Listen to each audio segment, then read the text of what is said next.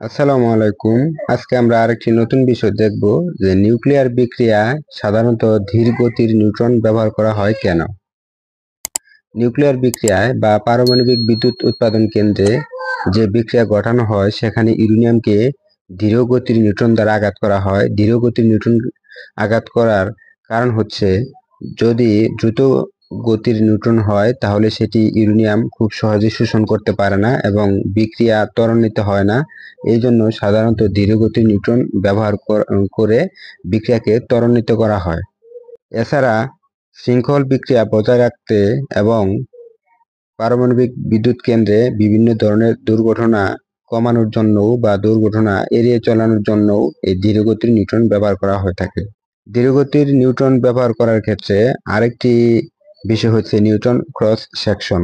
Neutron cross section এর মানে হচ্ছে একটি তেজস্ক্রিয় নিউক্লিয়াস কত সহজে এই নিউট্রনকে শোষণ করে সে বিভাজিত হতে পারে, অর্থাৎ নিউট্রন শোষণ হওয়ার ক্ষমতাই হচ্ছে নিউট্রন ক্রস সেকশন।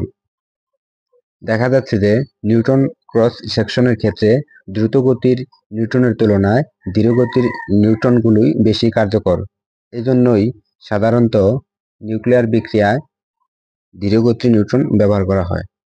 ভিডিওটি যদি ভালো লেগে থাকে তাহলে অবশ্যই চ্যানেলটি সাবস্ক্রাইব করে পাশে থাকা বেল আইকন অন করে দিবেন পরবর্তী ভিডিও পাওয়ার জন্য। ধন্যবাদ।